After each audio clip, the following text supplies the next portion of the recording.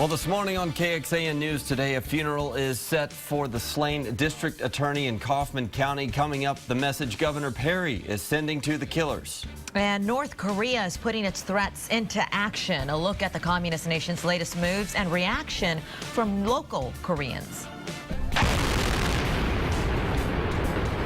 Remember that? Well, another bridge demolition like that one is expected today in Marble Falls. We'll tell you where you can watch it coming up right now. A bit of some developing news right now at 4:30. Austin police are looking for the driver of a hit and run in downtown Austin, right in the heart of it. Happened around 2:30 this morning at the corner of Cesar Chavez and Congress. This is video that we're getting into the newsroom. Sophia Beausoleil is setting up a live shot for us right there. Police say a man was hit by a black two-door vehicle, rather, I should say. And this is the live picture that we're getting in from police and from Sophia. The driver of that car kept going, and the victim was taken to the hospital with serious injuries. But the latest update we're getting from police is that the victim is now in stable condition, but they were still investigating. It was an active crime scene just a few minutes ago, but we know the search for the driver continues. Sophia is at the scene, as we mentioned, getting more information, and we'll talk to her in about 30 minutes coming up. But it looks like they were blocking some streets. It looks like they've lifted those blocks, though. And that's big because there's an event happening this weekend down in that same area, so there will be a lot of foot traffic down there this weekend. Absolutely. So we'll talk to you, Amanda, for the latest on traffic and how you can get to around all of that, where you need to go today. Mark, what's the weather looking like? A little cool this morning, but we are clear, and that will let us have plenty of sunshine today. Good morning. Another hit and run coming up. Exactly who police are looking for. Okay, and more developing news in a shooting from Northeast Austin to tell you about. Coming up, what happened and who police are looking for this morning. And a stabbing late last night in North Austin had a victim in surgery overnight. His condition coming up right now. Good morning, everyone. Thanks for waking up with us. A lot to cover on this Friday. Happy Friday, by the way. I'm Sally Hernandez. Thank goodness it's Friday. I'm Brian Sanders. Weather and traffic together first with Mark and Amanda. And waking up, still chilly outside. Yeah, as we get on that morning commute, welcoming us early.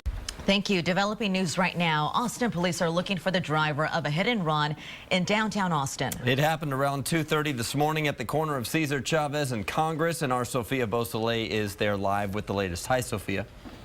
Good morning, Brian and Sally. You can see right now that the intersection is back open, but as of right now, police are looking for a black two-door vehicle. That is what witnesses have told them. So police say that the black two-door vehicle hit a man walking across Cesar Chavez and South Congress this morning. The driver of that car then drove off. The man was taken to the hospital with serious injuries. He was in critical condition at the time. The latest update is that he is in stable condition. So it's not an active crime scene anymore, but police told us that the crime scene unit had went to the hospital to interview that man just to get more information. And Sally and Brian, you know, they say that the man was just walking across the intersection when that person hit them, and that they found his shoes and other items across the street. So who knows exactly how fast that car was going. But if you have any information, please call police. They need as much as they can get. Reporting live downtown, Sophia Beausoleil, KXAN News. All right, Sophia, thank you. Your time check right now is 5:03. And we're following more developing news from overnight. This morning, Austin police are looking for two men wanted in a late-night shooting. Officers got the call around 10 o'clock last night of a shooting at the 7000 block of Burnell Drive. That's in Northeast Austin, near the intersection of Highway 183 and 290. The unidentified victim was taken to UMC Brackenridge for surgery. He is expected to survive after being shot in the stomach and the hand. Right now, investigators say the victim may have known the two men who shot him. At this hour, no description on the suspect's vehicle. Austin police are also looking into a late-night stabbing. Officers were called out right before 10 o'clock last night to North Austin at Colony Creek Drive.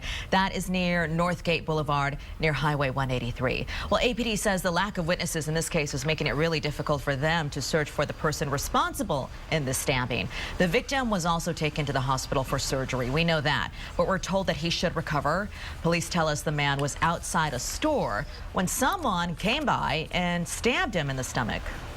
Time check is now 5:04, and now to the budget battle at the state capitol. A specific group of lawmakers will now try to iron out what stays and what goes. After almost 12 hours of going through hundreds of amendments, here's what the Texas House approved. A total budget of almost $200 billion for 2 years.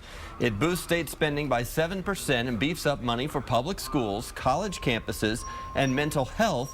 State employees would also see small raises, and financially shaky state parks would be spared from closure. Both parties agree that this budget session was less heated than their last meetup 2 years ago. Last session, it was a very depressed feeling after the significant cuts that were made. I'm anticipating that we won't be so depressed this time. We'll want to be doing some more work to get some more money for public schools in particular. We've done education, we've done water, we're doing the budget. It's only the first week of April. We've done pretty good work pretty quickly, so I'm pretty happy with how it's gone so far and look forward to the rest of it. Well, a committee will now look at both the House and Senate budget, which calls for more spending on health and less on education.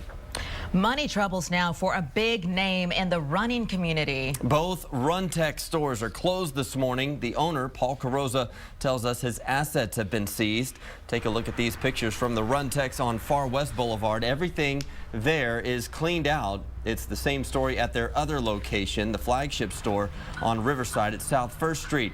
This morning, our Angie Bevan looks into what led up to the closures. The notice is printed out and posted on the doors here. Runtex has been evicted from this Riverside Drive location. The notice simply says the business was behind in rent payments. We caught up with owner Paul Carrozza, and he tells us that while it's certainly been tough from both a business and an emotional standpoint, he says his mission is bigger than just a store. Every day I wake up passionate about what we do. And that didn't change Thursday, even after an eviction notice was placed on the doors of Runtex, shutting the place down. You know, we knew change was coming just because of the redevelopment, and we knew we've had, you know, expanded in 2008, and we've been struggling since to, you know, with 4 or 5 stores open. The notice says nearly 4 months of rent went unpaid, totaling more than $72,000 owed. It's upsetting because Runtex is basically a very important staple here in Austin, the running community. I mean, I'm a little surprised, but at the same time, there has been a lot of extra competition with Lululemon and Texas Running Company and stuff moving in downtown. Carrozza agrees, saying competitors caught on and caught up, but he says Runtex still has an edge on the competition. We know now that the town has lots of great choices of places to get shoes, so you know we're still really good at getting people moving and getting people together in the community, and so that's what I hope we get to continue to do. His passion of getting people out, getting people moving, working together and staying healthy won't stop. We're probably going to go through a transformation, but I'm confident that we're going to come out better than ever. So what's next? Will Carrozza get business back up and running? Well, he says he might have to resort to what he does best. You know, we may have to put on a run to raise money to pay off the landlord, so that may be the next run we put on. Runtex was celebrating 25 years in Austin this week. This location here on Riverside Drive had been here for 17 years. And as we mentioned, also the location on Far West Boulevard is shut down as well. It's all a part of a seizure of his assets. Reporting in Austin, Angie Bevan, KXAN News. Last Christmas, the city of Austin and the Runtex Foundation worked together to put on the Trail of Lights. So the big question that we have now, is that festival in jeopardy again? Well, 2 weeks ago, the city council approved a resolution to negotiate a 5-year contract with the Runtex Foundation. We reached out to city officials and asked, where do things stand now? But a spokesperson told us they are in the process of negotiating that contract right now. They also released a statement saying, quote, "We look forward to a continued partnership and working with the Runtex Foundation in the future." City officials also point out the Runtex Foundation is a separate entity from the private business of Runtex. The foundation is dedicated to involvement with children's fitness and overall health. 5:09 right now. Traffic and weather always together. What's it looking like out there? Today, a good day to get out on the trail and go for a run, no doubt there.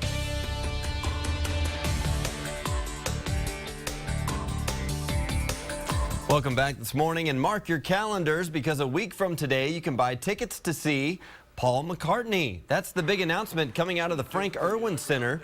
The former Beatle will play May 22nd. This is his only stop in Texas during the tour. Again, tickets go on sale next Friday, April 12th. Prices will range from $49 up to $277 a piece. Austin is expanding its concert draw with a new amphitheater. It's located at the Circuit of the Americas in eastern Travis County. Country music fans will be heading out this weekend to see Kenny Chesney at the new outdoor music venue at the Circuit of the Americas.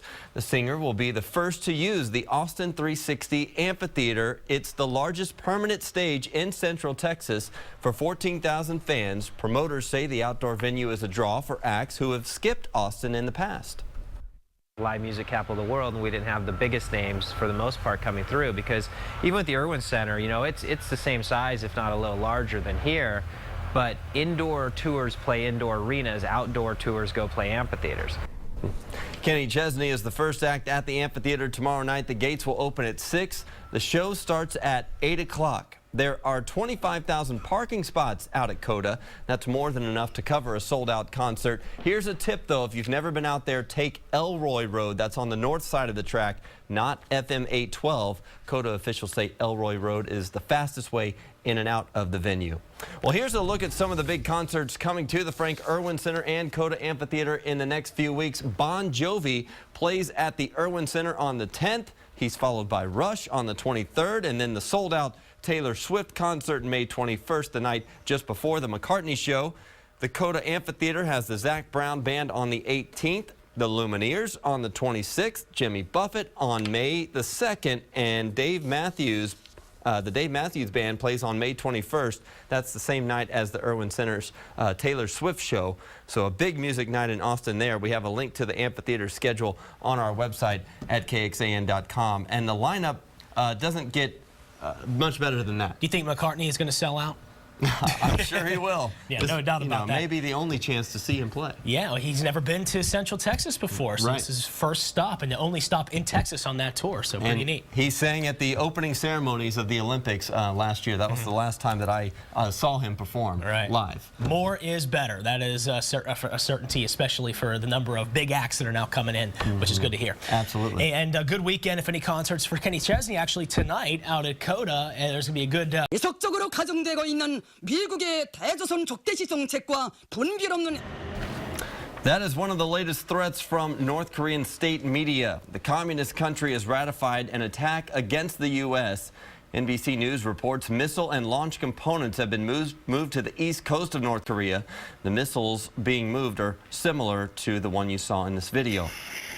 Also new overnight, South Korea is responding with a warning. A spokesman for the South's defense ministry says that it is possible the missiles could have enough range to reach Guam. There are U.S. forces stationed in Guam. The missile isn't capable of reaching the U.S. mainland, but it threatens the area shown here, which, along with South Korea, includes Japan. South Korea is saying there are no signs the North was preparing for a large-scale conflict at the moment. The North has been furious with Washington and Seoul for joint military exercises and a new round of UN sanctions imposed after its latest nuclear test.